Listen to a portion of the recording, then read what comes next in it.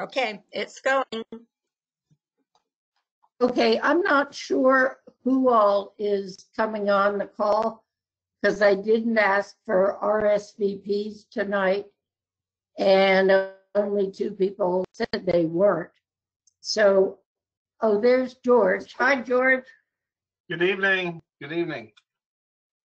Hey. Yeah, we'll have a couple more too.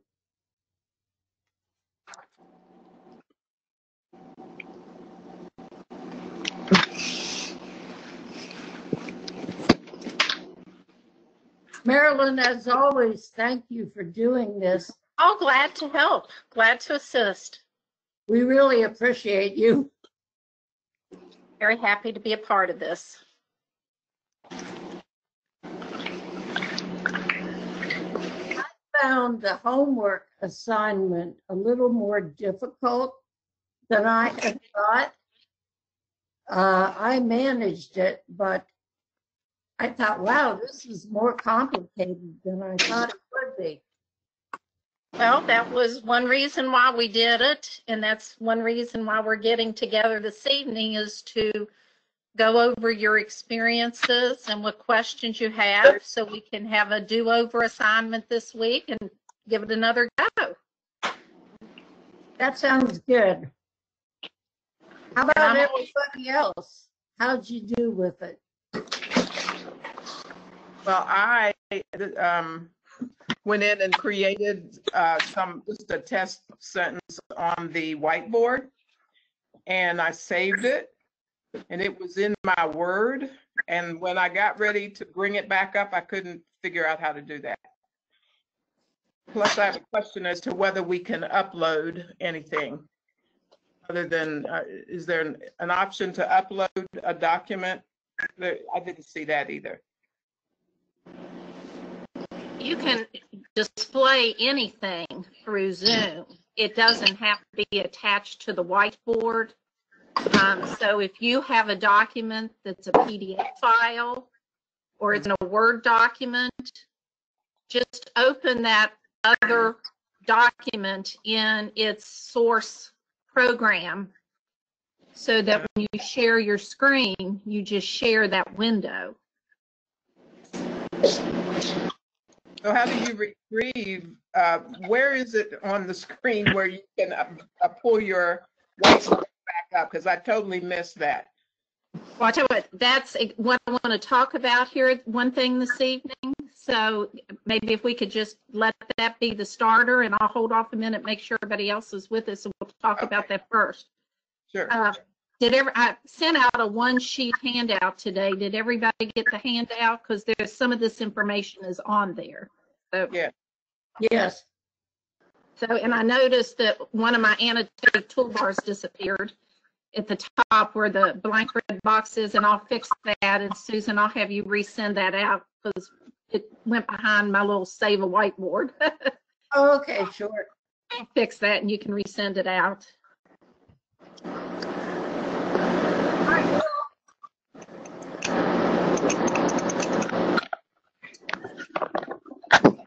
Marilyn, I don't think I got the handout today. I don't see it.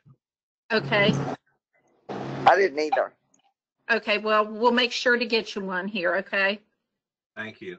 Thank you. Who else didn't? George, and who else? Becky? Jared? I'm sorry. Oh, Becky. Yeah. I'm sorry. I thought you were all on the list. Let me write this down. Becky and George. I'll go ahead and forward it to them now, Susan. Oh, okay, cool. And then know that you're going to get a corrected one because one of my graphics disappeared. So, Okay. but yeah, all the step-by-steps are on here.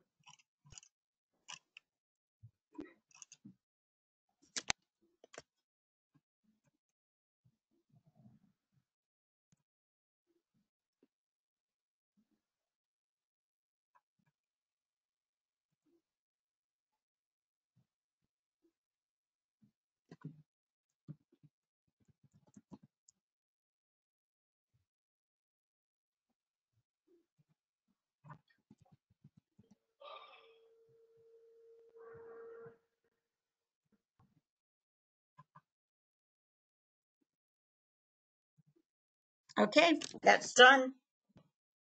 Thank you. Thank You're you. welcome. Thank you. You're welcome. Do you want to make me a presenter so I can share my screen out with our group, please?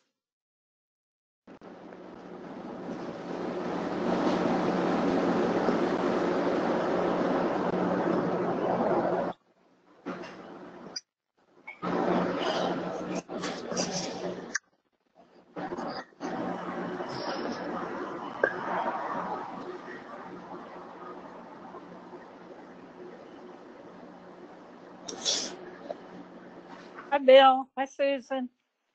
Hi, Janet. Hi, BA. There it is. Amazing. Okay. You think we want to get started here or? Yeah, 7 after. Okay. Let me go over just a couple of things that I would like to talk about or share with you this evening, and then maybe we can have a roundtable discussion on your homework assignment and any questions or anything that you want to address this evening about this. So if you have the handout, one of the questions that we had last week was, could you save your screen image when you are annotating on the screen? And sometimes the most best questions are right there in front of you, and the answer to that is yes. And if you look at the very end of the annotate bar, the very last option is save. All you have to do is click on save, and it's going to grab a copy of that screen and save it for you. See the little green message that popped up and says screen saved. And if you look over on the right-hand side of that, it says show in folder. So if you click on the show in folder option, I'm doing it several times here. Move this over so you can see it. It's going to take you out to the folder where it is saving these screen images. When it captures this image, it's saving it as a picture file. And if you're looking on it, the extension on the file will be like screenshot 1, screenshot 2, but the extension will be .png, which is a graphic picture format. So if you want to find these after you have saved them and you don't want to go and resave something and go to show to folder, this is where you're going to find these. And sometimes when you look at this, how to find something in a folder, this is called the breadcrumbs, or sometimes it's referred to as the path that you would go to. So if you go to your C drive on your computer, and it's listed right here in this path bar, it says you're going to go to this PC, or you can find your documents folder, like right here in the left pane. And if you click on documents, inside documents is another folder called Zoom. And inside this Zoom folder is where all of the saved images that you have captured from your work as you have been working and annotating are saved. So they are saved on your hard drive within the documents folder. And inside of that is a Zoom folder. So that's what you're looking for. So if you want to retrieve one of these and open it up, if you come to this folder and double click on it, since it's a graphic file, it's going to open up in Paint or one of your drawing programs. You also can take this, if you're in Microsoft Word, and do insert picture and put it on a Word document. You could open PowerPoint and do insert picture and put it on a PowerPoint slide and share it back out, and they could annotate again on it. So does this help with your question about where is this being saved and how to be able to go back and use these images again? Yes, it does. So on your handout, I tried to capture a snip of the exact path and give you the default path of where these are being saved. So if you open your File Explorer or your little folder icon from your task pane, it will look exactly like this, and you can go to click on Documents here in the left pane, and then within the Documents folder, just find your Zoom folder and double click to open it, and you should see exactly like what I have here on the screen. Becky, we're getting a lot of background noise from your phone. If you could mute your mic, that'd be great. You talking to me? No, I was talking to Becky. You did it. Okay, thank you.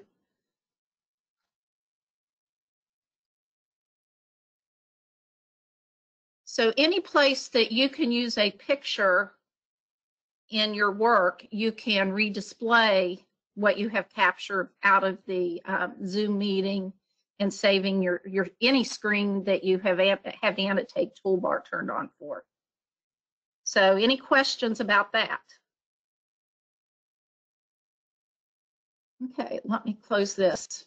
The other thing that I wanted to share with you this evening is if you choose to, prepare some lessons and to share them out through Zoom, and you and your student are both writing and documenting and notating things on your screen, Zoom has a couple of really nice features to help you clear what you're doing. Maybe your student is working on something and they don't get the answer right, and you want to erase that and give them a second chance to try it again. So as you annotate things on your slide, like I'm going to just write a couple of things here. Maybe I'll circle here because we've got sunbeam, and we're going to talk about love and loss here. The Zoom is smart enough to keep track of what you are putting on here and what your student is putting on here. So maybe your student didn't circle the right thing and you want to erase just one thing on the slides. So if you come to the annotate toolbar and click on erase and move down and just position the now eraser icon on that and just click once, it will erase that. So let me come back and draw a couple other things here. Oops. I'm going to put a whole bunch on here. The other option, and this is the second one on or the last one on your handout, is this clear option. And when you hover over clear, notice you get three choices. One is clear all drawings on the screen at this time, and that just clears out everything, both what you and your student have added to the screen. And the other two options are clear only my drawings, which would take my things off, or clear just the students' information, what they have drawn on the screen. This is a feature that I haven't seen in other webinar tools like this. So Zoom has really tried to design this for teaching experiences in a live meeting. So if I wanted to come down and just clear my drawings, I just click on that and it would take everything that I have off and leave just what the student has put on there. Or I could come back and clear everything for the student off. Obviously, I don't have a student participating right now, and choose clear just their information, and then they could have another try at it. So Zoom is giving you two options to remove things that you have added to your screen as you have been working with your students. So I just wanted to kind of emphasize those this evening. So that if you have your student adding a lot of information to the screen, you don't have to go down there and use the eraser to click each one of them individually. So just wanted to lift those and share those with you. Does anybody have any questions about those particular features? When you went to the area where all of the documents were saved, did you go to the clipboard, Marilyn? No. Just do that now, maybe? Absolutely. I don't think you can see it. Let me see. Can you see my mouse pointer? Let me see. Yes. Here at the bottom, and I'm clicking on this little file. That's called File Explorer. And you can see I've still got my annotations showing up there. So I'm going to go up here and say clear everything right now. So I'm going down to the File Explorer on the taskbar. And I'm going to go down this left pane. And let me turn off the annotate toolbar here and get my mouse. I'm going to go to the Documents folder right here. And I'm going to click on it. And then you see how the Zoom folder is inside of this Documents folder. So it's like a folder in a folder, like if you went to your filing cabinet and had a folder in a folder. So if I click on Zoom, double click, and it's showing me, here's what I've, my different images. So it's kind of got them grouped by folders today. I did some earlier when I was capturing these images. So you just click into your folders and you can find your different screenshots. Well, that's interesting because I went there today and I saw the line of the meeting, and I'm like, there are no documents there, so I didn't click on it. So that's very helpful. These are picture files of your screen. So if I double click on one of them, let me just go ahead and open it here so you can see exactly what's happening. See how it's opened it in this photo application that's part of your operating system. So it just opens it so you can see the photo, because remember, it's saving anything that you save out of there as a photo picture. But I can go back up and turn on the annotate toolbar again and continue to write on top of it, because you can write on anything that you're displaying through a Zoom window. It doesn't have to be just the whiteboard. Does that help? Yes, thank you. You're so welcome. Does anyone else have any questions about saving any of the screens that you're working on with the annotations, or anything about the clear and erase options? Marilyn, I have a question about if I'm the host of a Zoom meeting and it's a free meeting, it's one of those 40-minute free meetings. Mm-hmm. Can I share, can I allow a screen share for anybody in the meeting? Yes. Okay. Okay, so I'll just go to share screen and there'll be options there to click on. Yes. Okay, thank you. Mm-hmm. Let me make sure I understand your question. I answered yes. You're wanting to share out any of your screens to anybody in the meeting, is that correct? Well, I know I can do that. I'm wondering if I can adjust it so that other people in the meeting can share their screens. Yes, they can share their screens. Yes. Okay, I didn't know if that was a option only available if you were subscribing, or if it was in the free 40-minute option as well. I'll tell you what, I'll double check on that, because I've been in and out of several of them today, but I will check on that. But I believe they can share their screen too, but I will double check. Okay. And Marilyn, yeah. Thank you. In order to share the screen, they have to be made a presenter. Is that right? I don't believe so in Zoom. Okay. In most of the major webinar tools, yes, just like what you did for me today, you have to, but in Zoom, I believe anybody can be a presenter, but I will double check on that. Okay, thank you. Mm-hmm. It's probably a good idea to label it instead of screenshot 1 and screenshot 2. It's probably a good idea to be more specific when you label it, so you'll remember what it is. Well, that's Go ahead.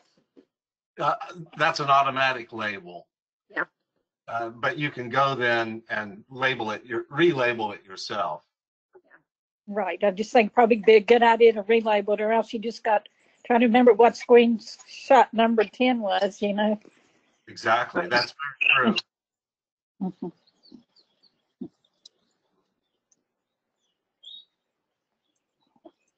Yeah, what I thought when I gave it a second thought, I thought if you had 2 students and you wanted to give each one of them a separate assignment to do, can you share separate windows with different participants? That's what I thought after I thought about it a minute, if you were asking me in Zoom. And you have to have multiple monitors to do that, so you can put one monitor for one student, one monitor for another. It gets a little bit more technical to share different screens with different students. So that's a whole different issue in Zoom. That would be a very brave thing to try. Yeah. It's like, just because you can do it doesn't mean necessarily it's the best plan.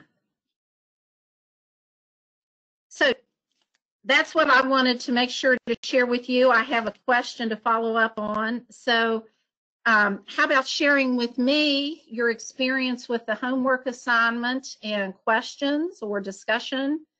How'd it go?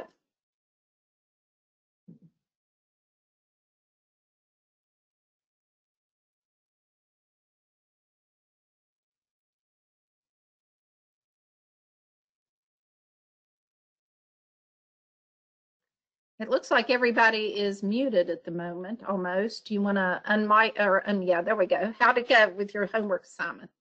The dog ate my homework. Well, I can say I've been in numerous meetings, and really the only hitch that I've encountered is every once in a while someone's screen will freeze and they will disappear, and they have to come back in. It seems to become more prevalent in recent weeks than it used to be. I don't know if it's, I don't know why it is, and it seems very erratic, but that's the only thing I'm encountering that's a bit of a problem. I just found it much more complicated than I thought it would be. Now, one problem was, unbeknownst to me, I already had an account. Oh, okay. So I was trying to follow the handout, line by line, and I realized something doesn't work. That my screen doesn't say what the paper says. And I realized, okay, I have an account, and then I sort of had to adjust for that. And I was able to do it eventually, but it was a lot more complicated than I thought it would be. Maybe if you do it over and over again, you get used to it. I only did it once. I need to do it a few more times. Yeah. Well, now that you know you have an account, you can kind of jump down to step 3 or 4 and just start by opening up your account and scheduling a meeting. So Right. hopefully that will reduce the number of steps that you feel like you have to go through. Yeah, some of the things were called different. They had different names on the handout than they did on my screen. Okay. And sometimes I couldn't figure out, okay, I wonder how that really translates on my screen. And I had to fish around a bit. Well, I hope you made some notes on the handout to readapt it to what you're seeing. That will make it easier the next time, yes. So how about anybody else? Anything to share from your homework? Come on, people, be brave.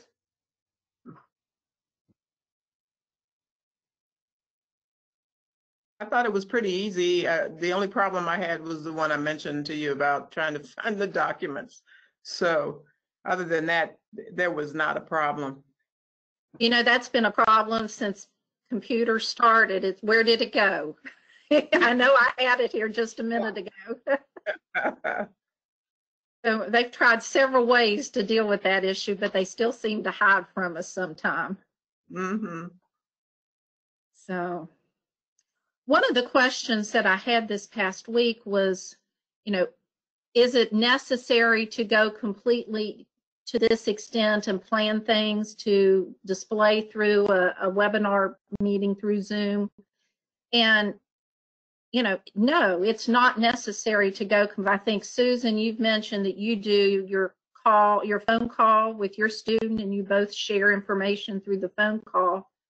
That's always a good place to start. If you feel that the visual and being able to visually connect with your student, even if you are still reading from physical materials, adds just another level of connection to that student. If you choose to then elevate it to displaying training materials through Zoom and some of the things that we have talked about, that just gives you another option.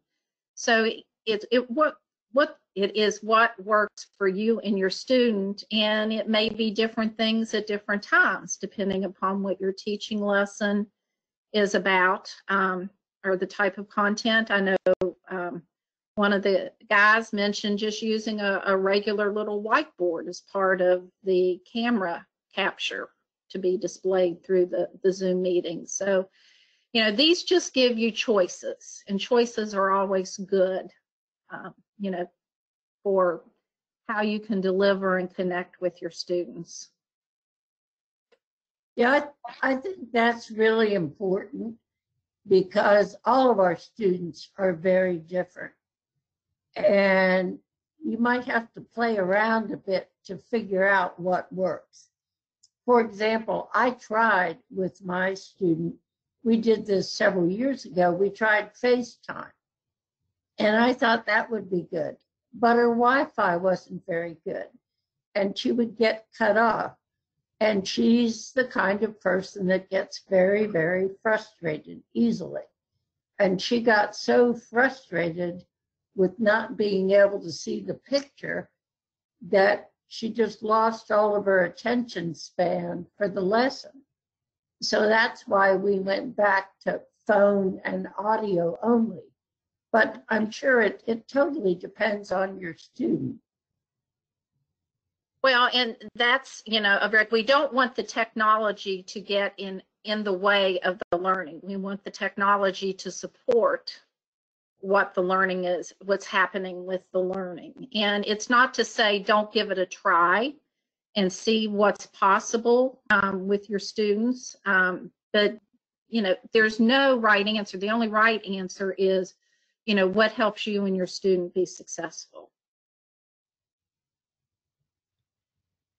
So how about if I ask, what could I prepare or share with you that would be helpful as a next step? Is there something that you all would like to learn or know about that I could share with you, or something that you're concerned about?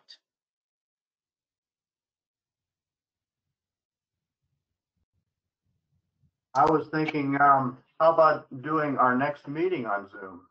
I think someone mentioned that in one of the comments, in one of the chats. I think that'd be great. I think that would be great. Yep. So we can definitely do that and let everybody practice doing a Zoom practice together. That would be fine. Is there anything else outside of Zoom that anybody has any interest in, or just kind of want to solidify that we're comfortable with Zoom? Just about all the meetings that I've been involved with over the past 2 months have been on Zoom. Different types of things, board meetings, types of things. Yes. Yes. Now, one question that we had from somebody who couldn't be on the call tonight, so maybe we should wait till next week and she can hopefully be on, but she was asking about doing Zoom over the cell phone. Either I guess it's her student who does not have a computer, but has a cell phone. There is a Zoom app. Do you know if they have an Apple device or Android or? I don't know. I don't know. Yeah. there is an app on for both devices that you can download and connect through the app.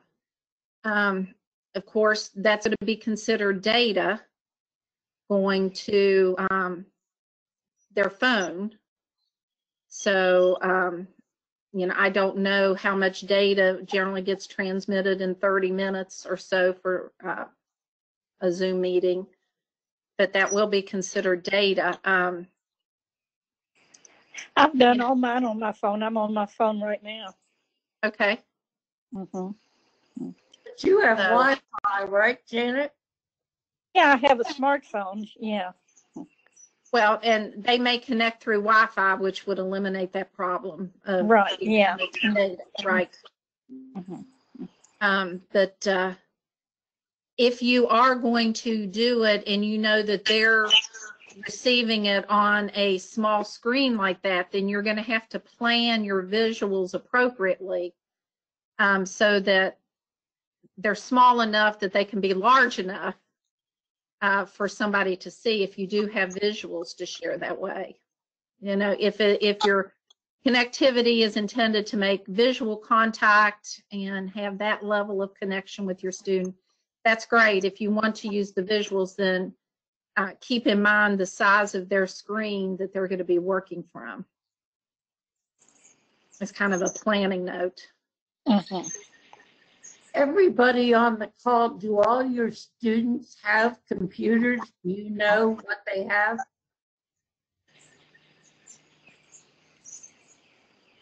Anybody? Mine does, but she also has a smartphone.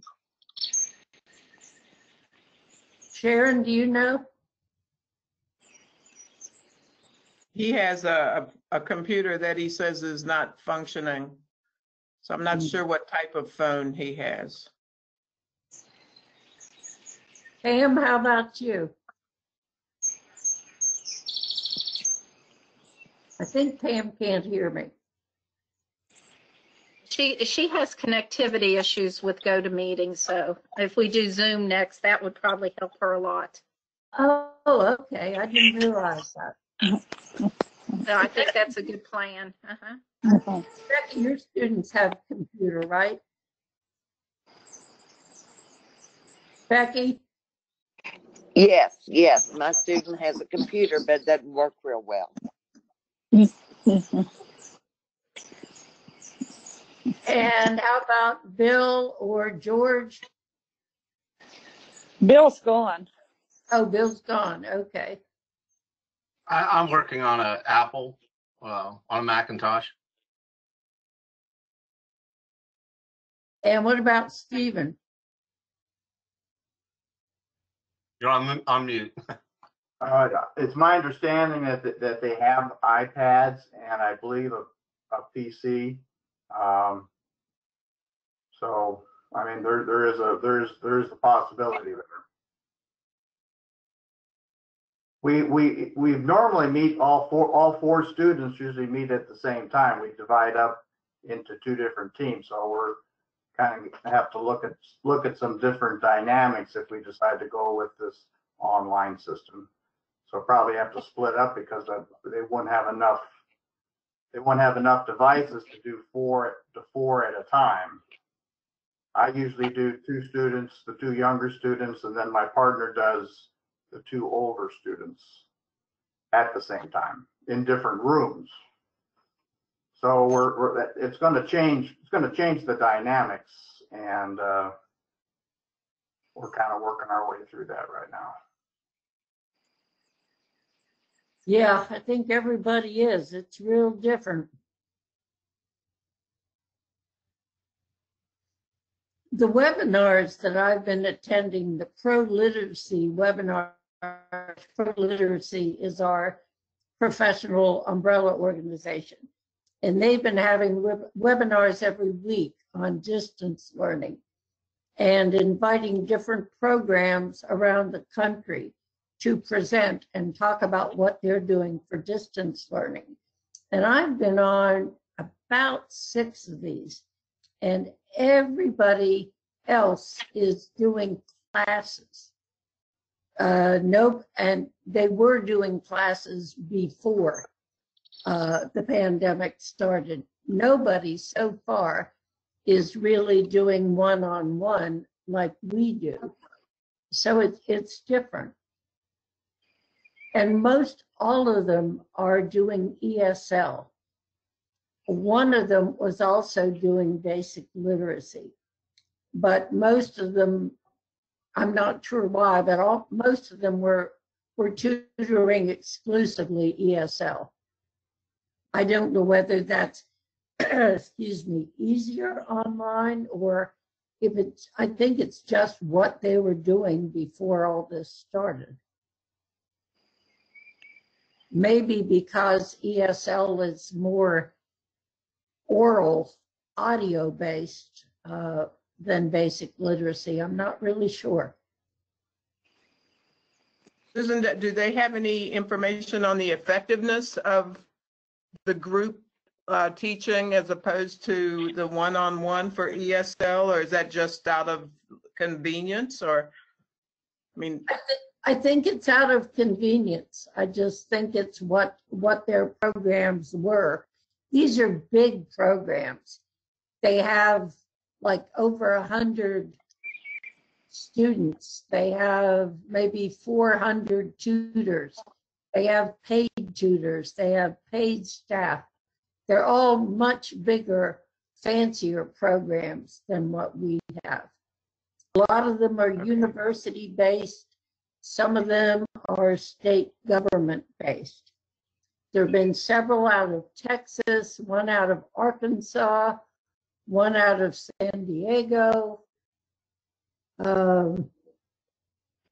Yeah, but they're all much bigger, much better finance programs than what we're running.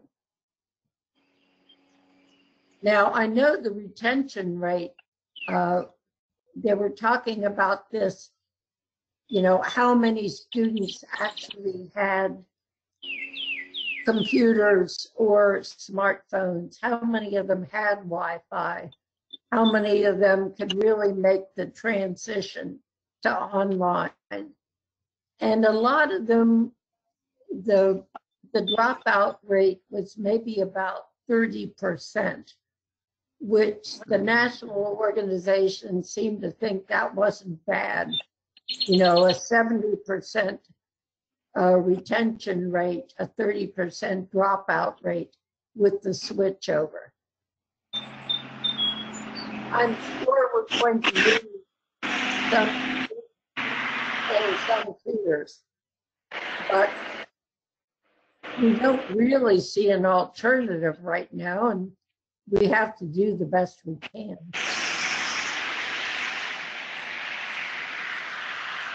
Somebody needs to mute.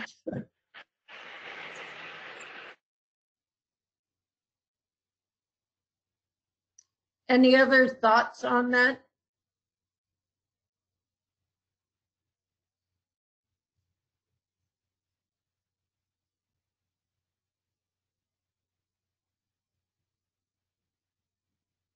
Let me ask a question. When do you think you might reach out to your student and try to have an initial session, either phone to phone, visual to visual through Zoom, or with teaching materials in Zoom? I expect I will Monday. We're going to go through a book, and I want to meet with her twice a week to talk about the book. So probably Monday will be my first time. Well, we'll look forward to hearing how that goes. Yeah, I'll be eager to find out. You have choices here, so, you know.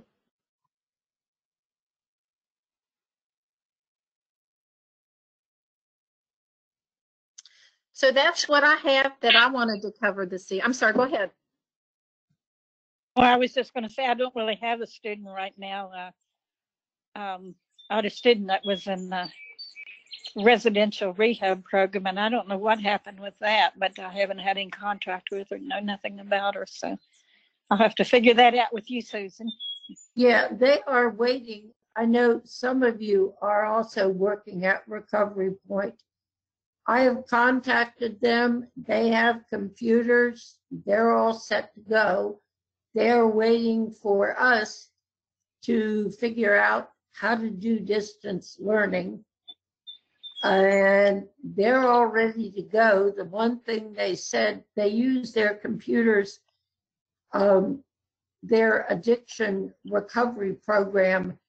They also are doing their lectures now. Their classes are by computer. So we'll have to schedule very carefully to make sure that they can have a computer at the time you want to tutor.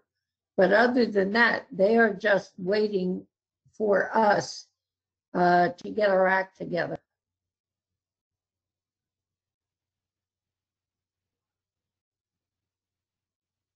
But they have laptops that are available to all the women. That's wonderful. Marilyn, it's a addiction recovery center for women here in Charleston. Okay. And we have 5 tutors who have been working with the women there. That's wonderful. Now they locked down real early on. They locked down about the first or second week in March. And they are still on total lockdown, but they are using distance learning.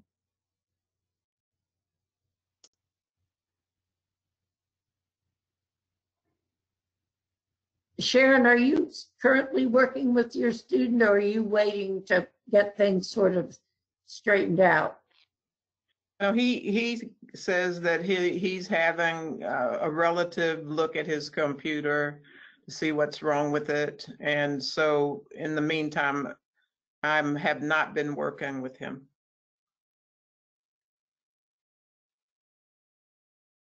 And Becky, I know you're working with one of the refugee families. You're working with Louise, right? Yes. Have you had any contact with her about doing lessons remotely? We have texted and we talk and more of a visit. We haven't done any learning and we were kind of waiting. At my point, I could go in with a mask and be fine. I'm not sure. She was a little leery. And then, of course, I haven't talked to her this week and I found out she's working. So I'll just have to see how she feels about this or what we want to do. And that's the same thing for you, right, Steve? Yes, my partner Tom has talked to the father of the 4 children that we see, and he is they're in favor of starting some sort of our sessions back up again. The way Tom indicated it, the Village Presbyterian Church was going to meet tonight, and part of their agenda was to see if they would allow us to meet in person or not. So things are still kind of up in the air. The father seems agreeable for having this continue. I think we would take all the necessary precautions such as face masks and those types of things. That doesn't preclude us from exploring this online aspect. I guess I'm just kind of covering both bases, depending on how things go. Well, that sounds like a really good idea. I know some of you are not at all comfortable with the thought of going back to one-on-one in person quite yet, and I can certainly understand that. Now, could I throw this out? Does the organization itself have a position as far as us meeting in person, or are we being specifically asked to do it, to not meet in person? No, it's totally up to you. Okay. Yeah, it's completely up to the tutors and the students. Okay, well, we would of course keep the office informed what we're working on and what we Good. end up with. But, I think it's right. Oh, I'm sorry. I think it's right to insist that they meet CDC guidelines if students comply with masks and stuff. absolutely, absolutely. We have not gotten any word from First Presbyterian Church, where our office is, about when they plan on reopening. We just don't know at this point.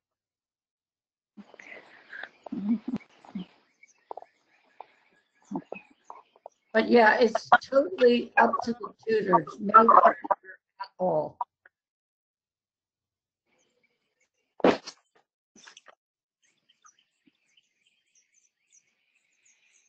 BA, you talked to the minister at First Presby, right? Right, yeah. And it's a woman, right? Yeah, Nancy, and I cannot pronounce her last name. And she said pretty much, don't call us, we'll call you.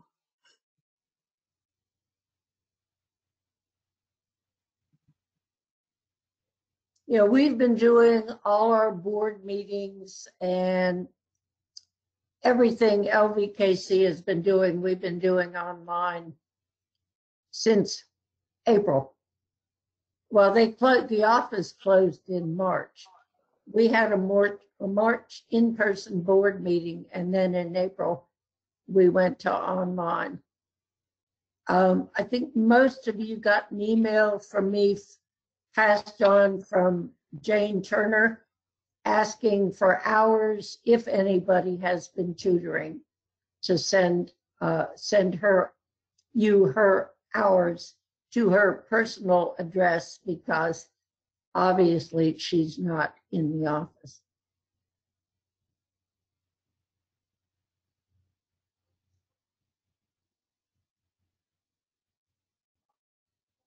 Well, that's probably about it. Does anybody else have any other questions or comments?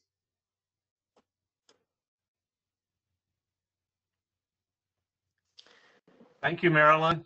Well, you're welcome. I hope that between now and next week, we'll try to have it on Zoom next week, and try, if you need to give one more practice go round with your partner, if you know, that would help increase the comfort level to maybe make the next step after that, reaching out to your student. And we'll see if we can start to take this live and see what we need to do to adjust at that point. Thank you. And I'll send a Thank you. corrected sheet around that Thank has you. that other graphic. Yeah. Thanks, everybody. Have a good evening. You too. Bye-bye. Thank you, Mary. Bye, everybody. Bye. Thanks for being on Okay. this.